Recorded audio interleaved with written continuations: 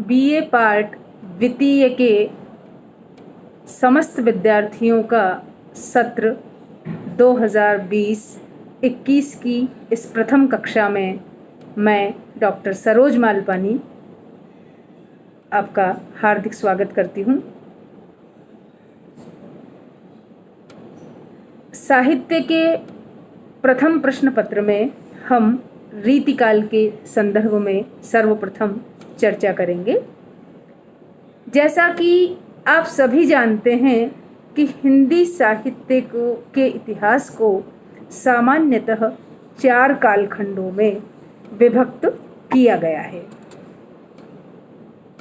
BA part प्रथम में आप सभी ने प्रथम 2 कालखंडों का अध्ययन किया है और अब हम आगे बढ़ रहे हैं। यह सत्य है कि ज्ञान एक अद्वितीय और अखंड वस्तु है।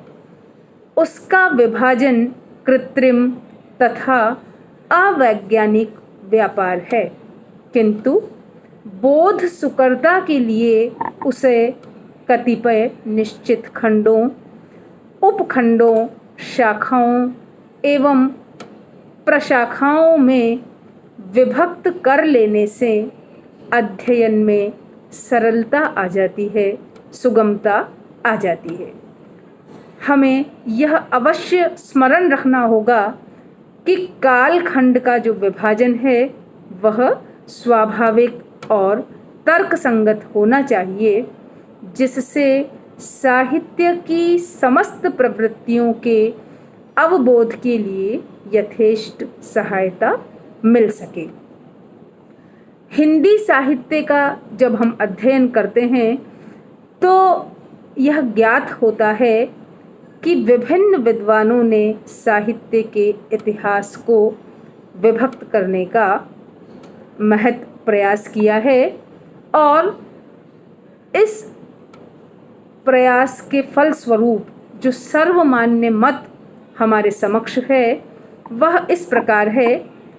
साहित्य के 4 कालखंडों में प्रथम जो काल है वह आदिकाल के नाम से जाना जाता है, जिसकी समय सीमा विक्रम संवत 1050 से 1375 तक मानी गई है।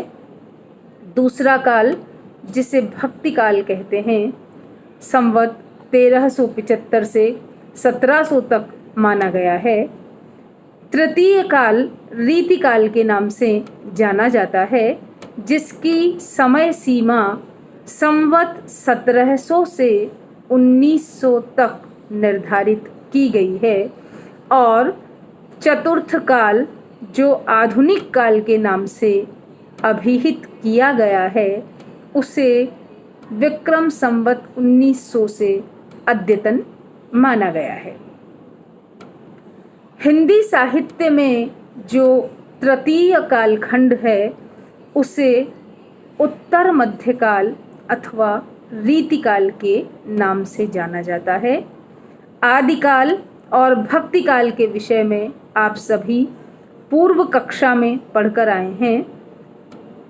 रीतिकाल को भली प्रकार से जान लेने से पूर्व हमें यह जान लेना आवश्यक है कि रीतिकाल शब्द में जो प्रथम शब्द है रीति, उस रीति का आशय, उसका अर्थ, उसका अभिप्राय क्या है। हम रीतिकाल को रीतिकाल के नाम से क्यों अभिहित करते हैं, यह जानने के लिए सर्वप्रथम हम यह जान लें कि रीति शब्द की व्युत्पत्ति गत्यर्थक रींग धातु में क्तिन प्रत्यय लगाने से हुई है। तो क्तिन प्रत्यय के योग से निष्पन्न जो रीति शब्द है उसका अर्थ माना जाता है मार्ग अथवा पद्धति। कहना न होगा कि रीति कविता का वह मार्ग या रास्ता है जिससे वह गति करती है, गुजरती है, आगे बढ़ती है, गमन करती है। इस प्रकार काव्य शब्द संयोजन या काव्यांग निरूपण पद्धति को ही काव्य रीति कहते हैं। इसे पद्धति, प्रणाली, मार्ग, शैली आदि नामों से भी अभिहित किया जाता है। संस्कृत साहित्य में रीति शब्द का प्रयोग आचार्य वामन ने किया। वह रीति सिद्धांत का प्रतिपादन करते हुए उसे रीतिरात्मा काव्यस्य कहा, अर्थात रीति ही काव्य की आत्मा है। हमारे यहाँ काव्य की आत्मा के संदर्भ में 6 काव्यशास्त्रीय सिद्धांत प्रमुख रूप से जाने जाते हैं। उनमें रीति सिद्धांत का महत्वपूर्ण स्थान है।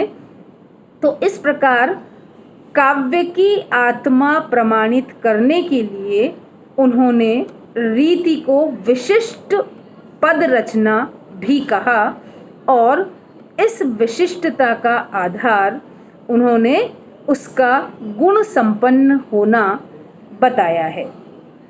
वामन की दृष्टि में गुण वे हैं जो शब्दार्थ सहित होने के कारण काव्य सौंदर्य का निर्माण करते हैं, काव्य सौंदर्य में अभिवृद्धि करते हैं। आचार्य वामन के अतिरिक्त दंडी और कुंतक ने भी रीति को मार्ग के अर्थ में प्रयुक्त किया है।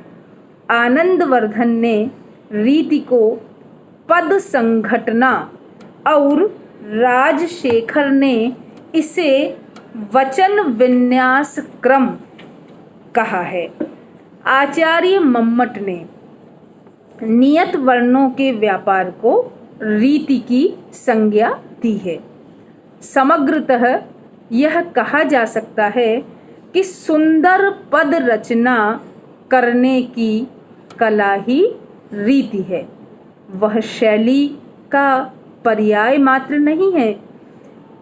गुणाश्रित होने के कारण उसमें शब्द की सार्थकता और अर्थ की गुणवत्ता का भी समावेश होता है। संस्कृत काव्य शास्त्र में यह एक व्यापक अर्थ धारण करने वाला शब्द है। सामान्यतः रीति के 3 भेद माने गए हैं। आप लोग प्रथम वर्ष में काव्य रीति के विषय में पढ़कर भी आए हैं। रीति को 3 भागों में विभक्त करते हुए रीति का प्रथम प्रकार बतलाया गया है, वैदर्भी रीति। मधुरता व्यंजक वर्णों से युक्त ऐसा शब्द समूह जिससे केवल माधुर्य छलकता हो, दीर्घ समासों की आवृत्ति से रहित ऐसी लालित्यपूर्ण पद रचना वैदर्भी रीति संयुक्त होती है। विदर्भ देश में अधिक प्रयुक्त होने के कारण यह वैदर्भी कहलाई। इसे ललिता के नाम से भी जाना जाता है। वामन व मम्मट इसे उपनागरिका वृत्ति भी कहते हैं। आचार्य रुद्रट के अनुसार समास रहित अथवा छोटे छोटे समासों से युक्त च वर्ण की अधिकता वाली अल्प प्राण अक्षरों से व्याप्त सुंदर वृत्ति वैदर्भी कहलाती है। काव्य में विशेष प्रशंसित यह रीति श्रृंगार आदि ललित व मधुर रसों के लिए अधिक अनुकूल होती है।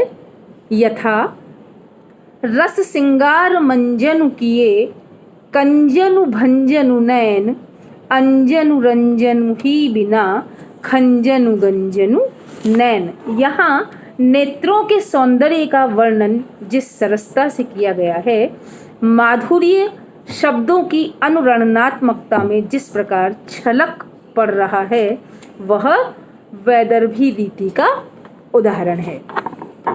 रीति का दूसरा प्रकार है गौड़ी रीति।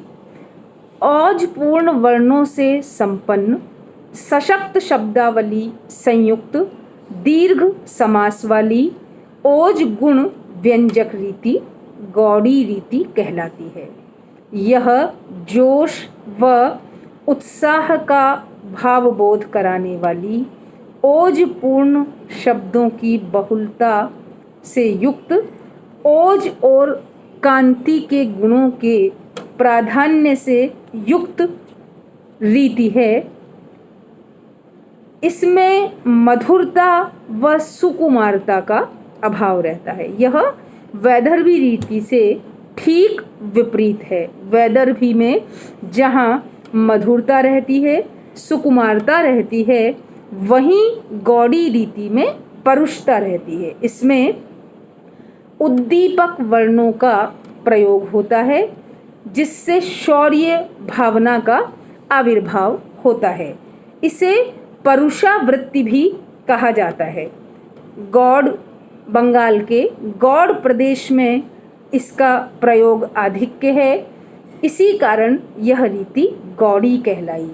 इसमें महाप्राण वर्णों का अधिक प्रयोग होता है। उदाहरणार्थ, इंद्रजिमी जंभ पर, बाड़व सुअंब पर, रावण सदंभ पर, रघुकुल राज है, पौनवारी वाह पर, शंभुरति नाह पर, जो सहस्र बाहु पर, राम द्विज राज है, दावा द्रुम दंड पर, चीता मृग झुंड पर, भूषण वितुंड पर, जैसे मृग राज है, तेज तम अंश पर, कान्ह जिमी कंस पर, त्यों म्लेच्छ वंश पर, शेर शिवराज है।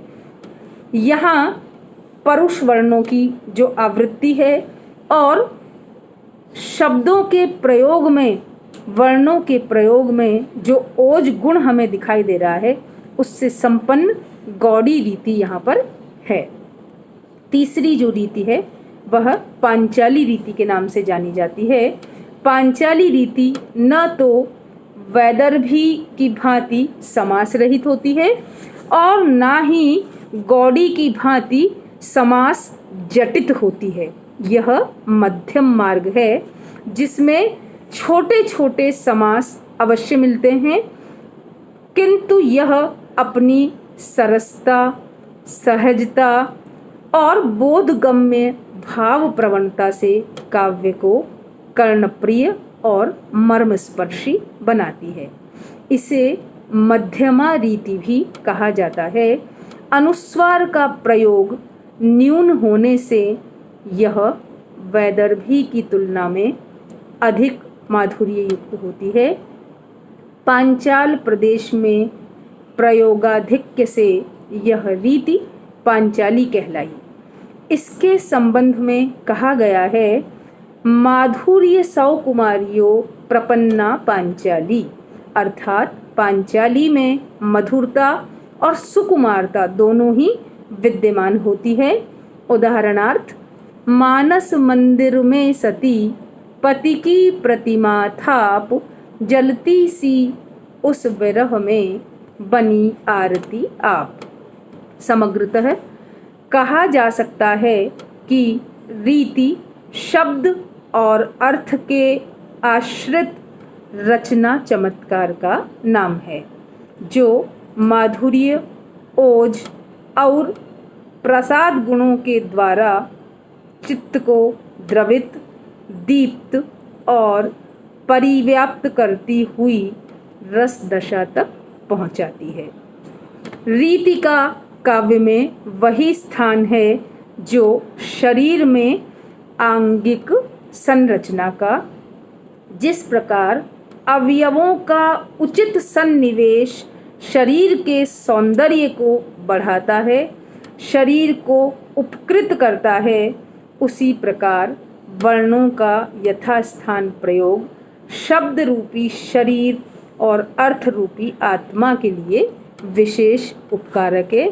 इस प्रकार रीतिकाल के संदर्भ में रीति का जो अर्थ है वह हम यही लेंगे कि रीति काव्य को कहने की एक प्रणाली है, एक तरीका है, मार्ग है और उसी मार्ग के द्वारा रीतिकाल के जो विद्वान हैं उन्होंने रीति के नियमों का पालन करते हुए काव्य रचना की और इस प्रकार रीतिबद्ध, रीति सिद्ध और रीति मुक्त 3 प्रकार के काव्यों का निर्माण रीतिकाल में किया गया। धन्यवाद।